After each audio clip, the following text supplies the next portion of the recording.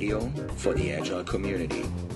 www.Agile.FM. Welcome to Agile.FM, another episode, and today I'm here with Deborah Hartman Preuss. She's an Agile coach, an invisible coach, and we'll come back to that in a little bit. But before we get started, welcome to the podcast, Deb. And my first question is, do happy people do better work?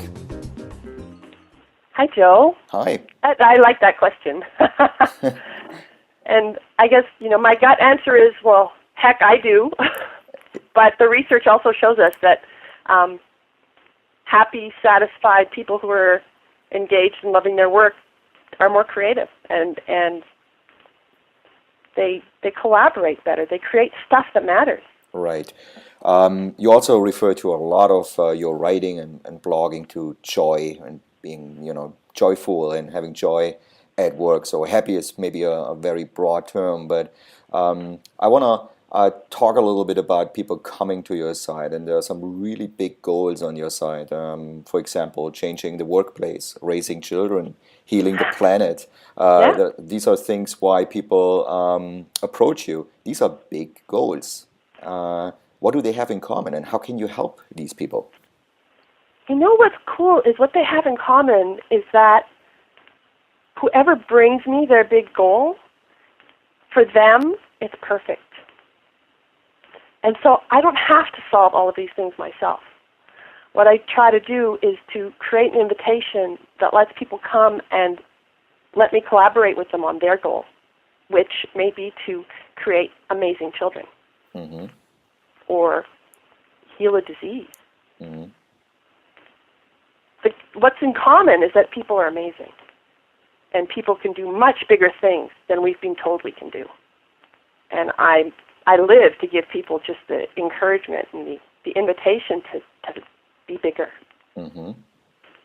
Your site, that's what I was just referring to, where people come and would see your coaching advice and your help, is a bigger game.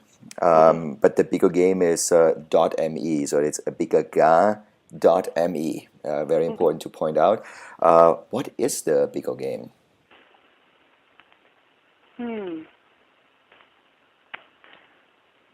The bigger game is the one that makes your heart sing. It's the one that you can't not think about. It's the one that some people say, when I retire, I will ... And I think life is just so exciting that we should start with the big game now. It's not safe. It's not always comfortable.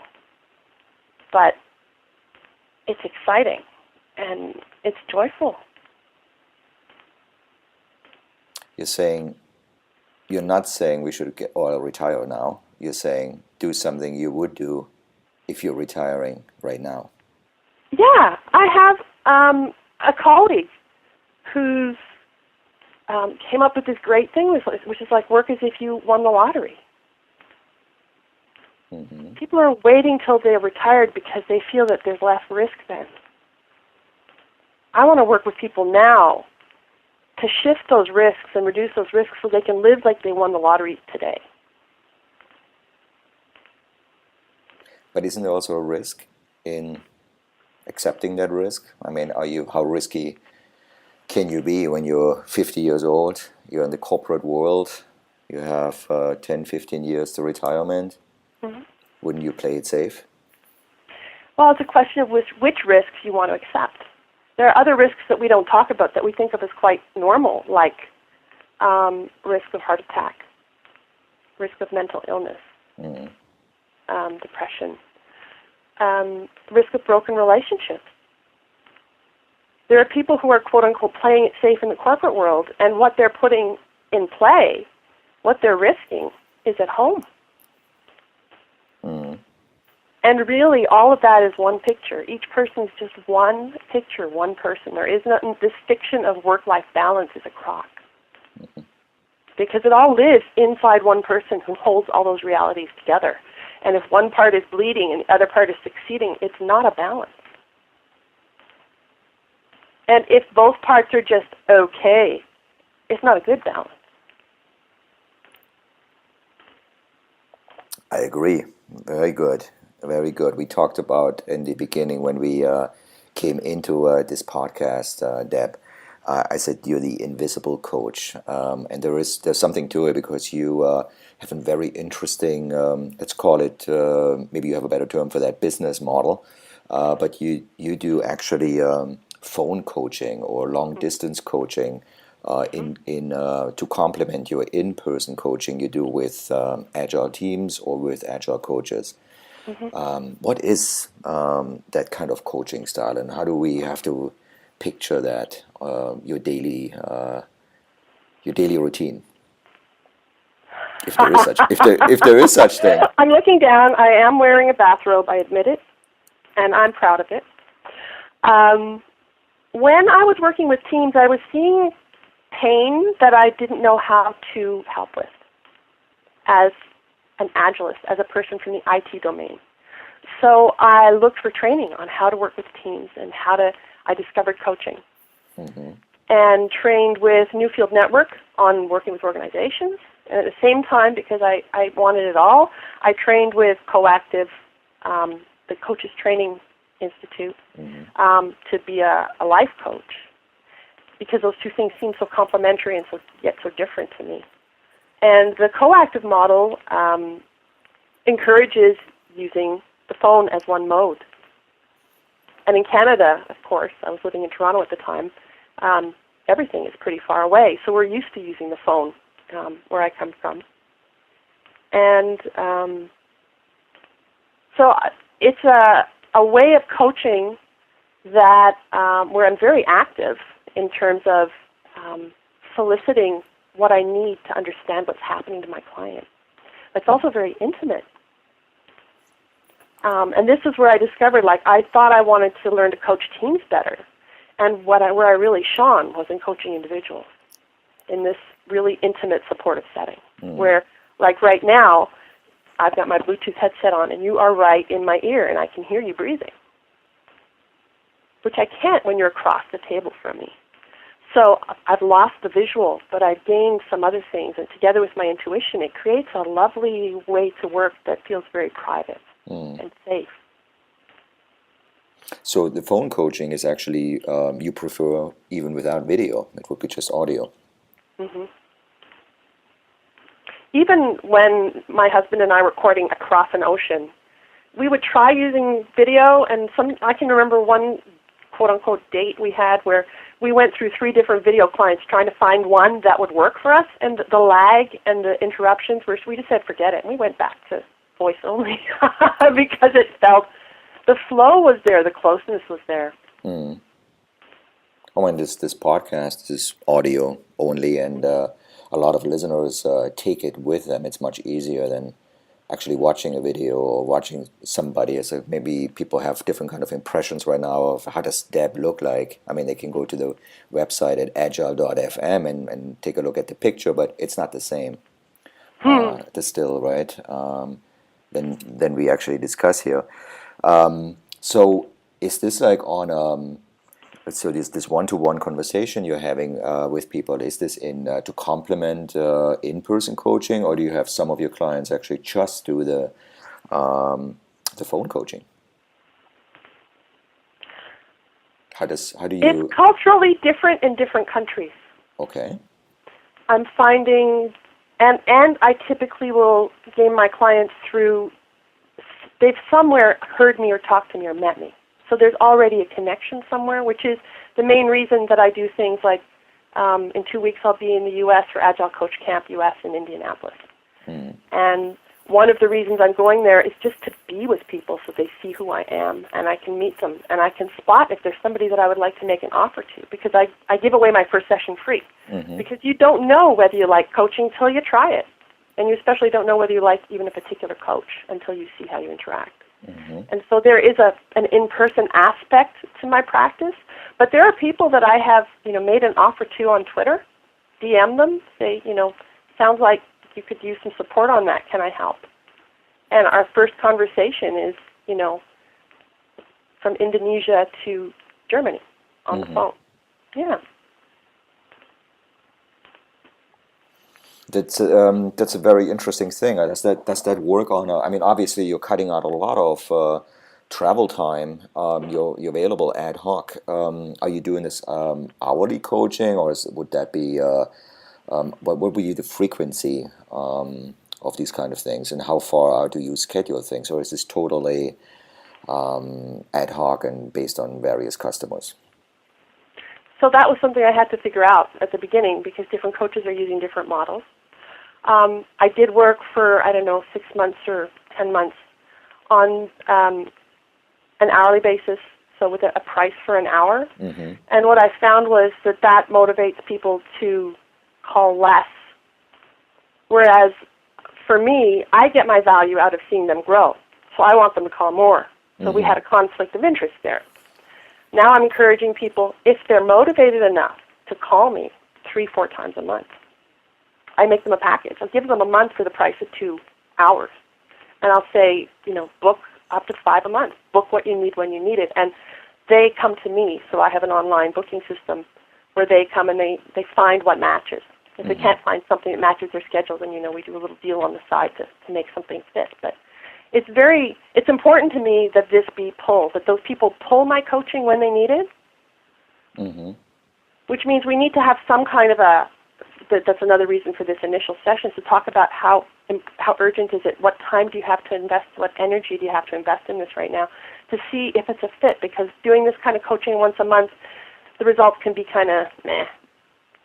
Because there's coaching seems to happen in the phone call, but where coaching really happens is when they get off the phone and now they take into life the aha experience that they've had, or the question, or the puzzle that they're dealing with. They take it into life, and then they come back and tell me what happened when they lived with that awareness for a week or 2 weeks. So there's some energy they need to put in. So we talk about that up front and try to come to some kind of a package that works for their energy and their cash and, my needs as a coach. Obviously, but typically I'm selling, monthly coaching, and I love it when people will call me every week.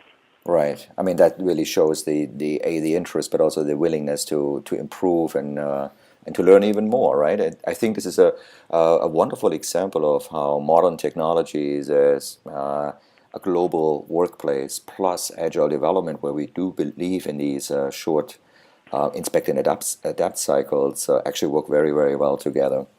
Exactly. Deb, you have an IT background, actually, if you look way back, right? Yep. And recently, obviously, all these things we just discussed is more on facilitation. I don't know if that's the right term you would use, but I feel like there's you're leaning towards a democratic workplace kind of things, joy at work. Why does that appeal so much to you, coming from that background, and what keeps you going? Obviously, you're pushing boundaries. Yeah. I got into IT because I liked to see the client's eyes light up when I could provide a better solution than what he had. And I think my compassion for the people in IT is that so many of us love to do that, to deliver something that makes somebody happy. I think we're a people, as a population, the people in IT are people who have an awareness of wanting to be happier and wanting to help other people be happy. Sometimes we've forgotten about that. And you're right, happiness and joy are not the same thing. I think joy exists in tears as well. Like joy is a different animal. But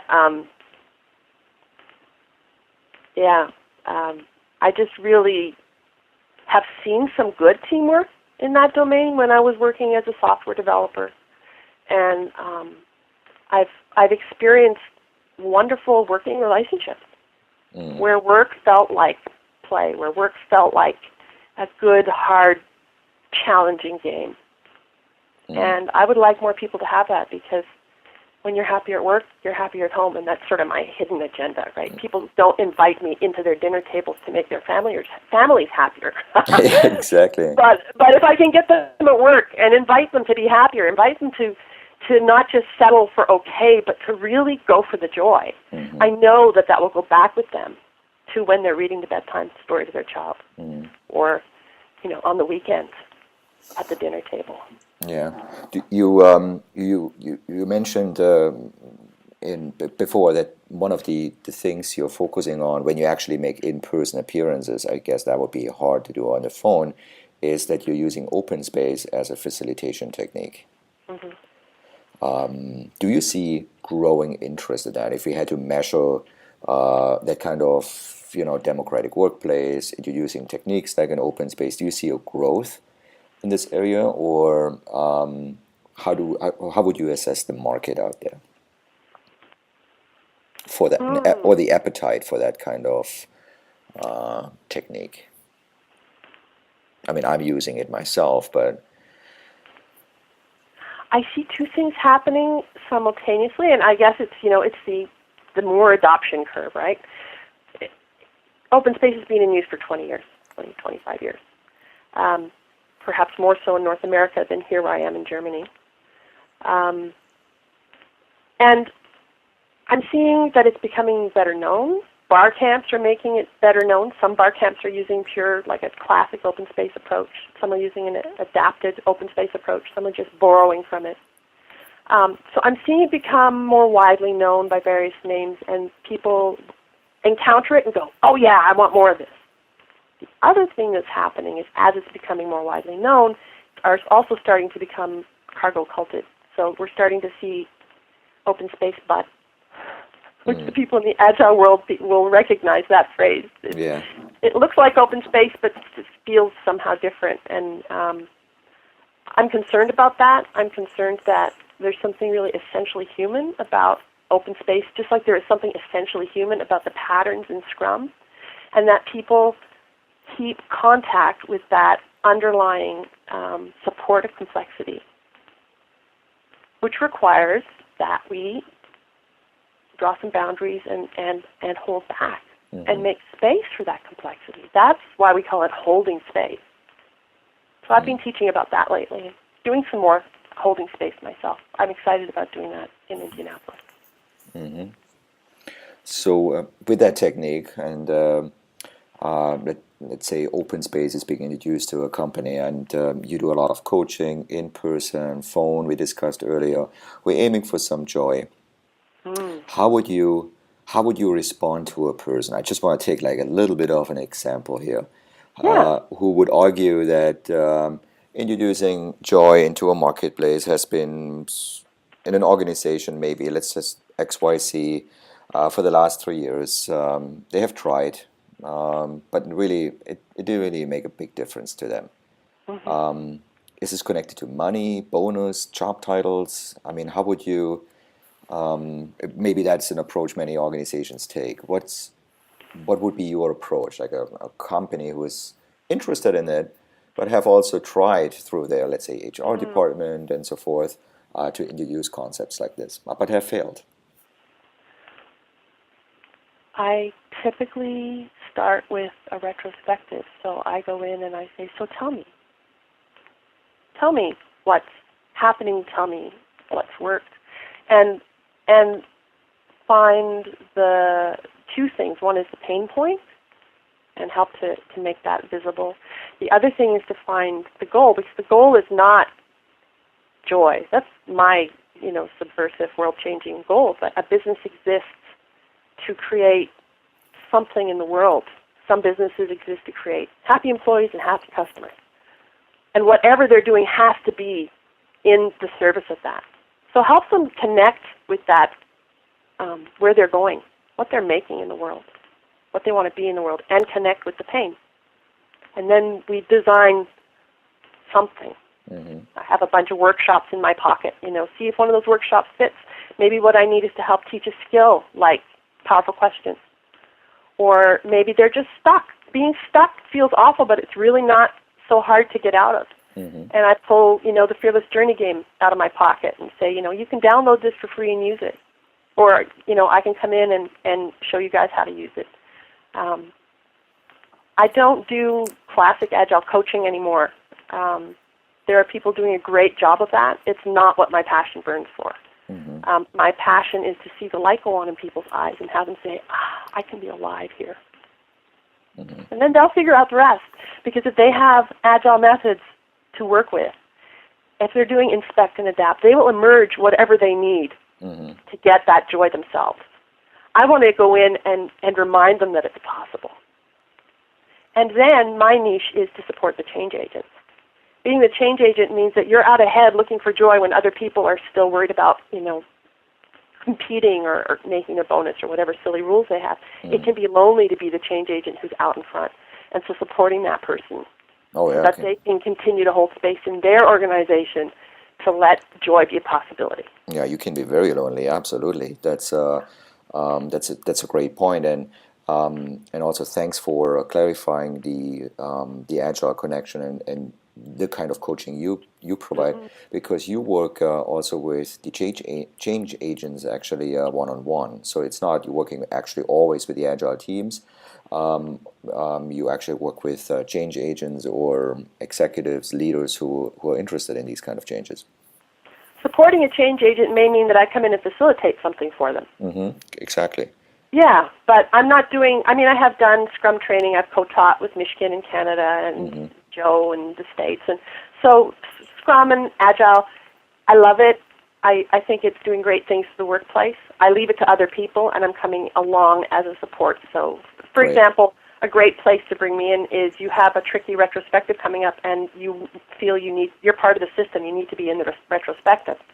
So to support a change agent, I could come in, run that, and disappear so that they can really be in there and engage as part of the complex system rather than standing outside as the facilitator. Right.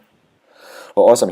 I have somebody here on the phone who actually is originally from the North America, and you moved to Germany, Europe. Let's just call it Europe. Here in the center of Europe. What kind of differences do you see when you work? And you actually do travel to the US quite a bit. Are there any kind of difference you see in workplace, in techniques being used, coaching in general? Anything you feel like worth mentioning here? I did see a tendency in some places to apply Agile, what I call sort of small Agile, which is go fix my team. So perhaps less of this awareness of the whole organization as a system, but sort of fixing Agile inside an org chart. I felt that more here in southwestern Germany. This has been a hub. Agile's been here, XP's been here a long time. And yet this awareness of Agile as a potential catalyst for growing the organization, for growing responsibility, for growing collaboration. It was missing when I arrived. So when I arrived here in 2009, I felt like I'd gone back in time about 3 years. Yeah. From coming from Canada.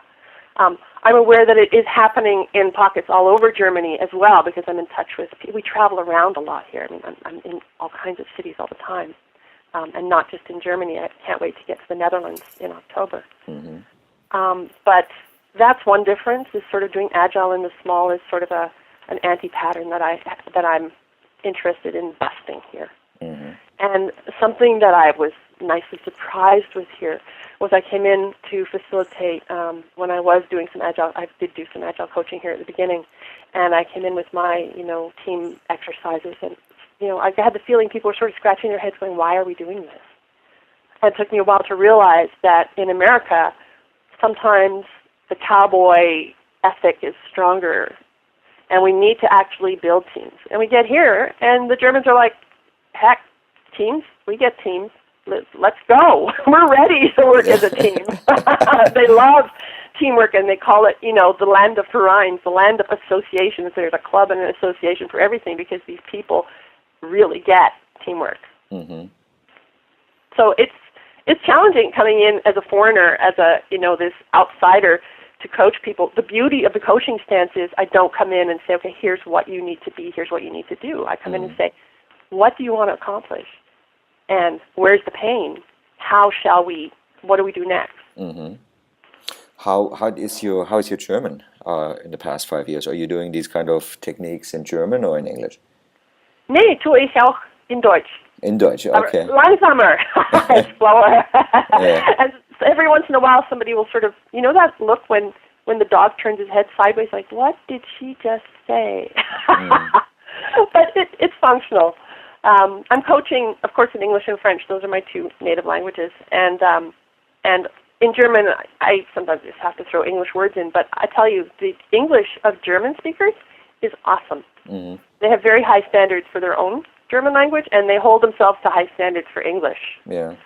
But there's also a piece of coaching to it, when you do coach in a different country, to show with some language skills that you're opening up to these people, right? So speaking a little bit, at least, the language as a coach might help. Mm-hmm. I started out, I had 18 months or something when I was with an international organization, but I was the German coach. I was a coach in a German city.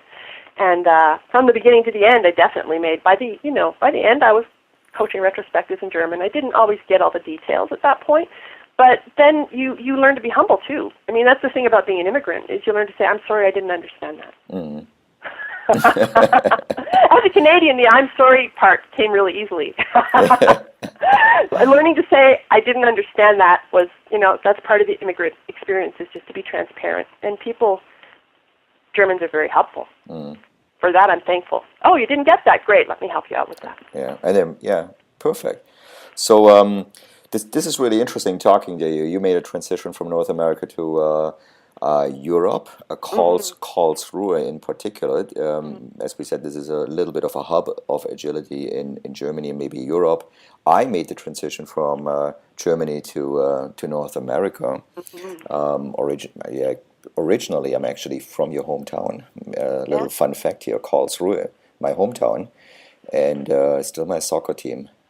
So I just want to send a big hello to Karlsruhe here, and I want to thank you, Deb, for a wonderful, wonderful podcast. I hope the listeners enjoyed this episode, and for everyone interested in continuing the dialogue here with Deb, is abiggergay.me, a bigger game. That's the website how people can reach you.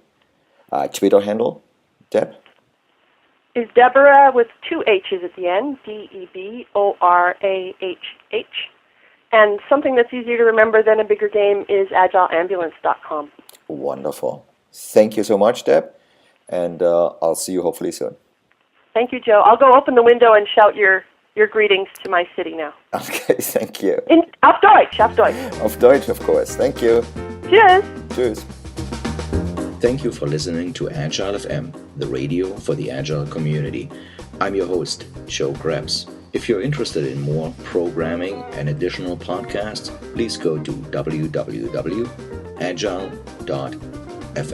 Talk to you soon.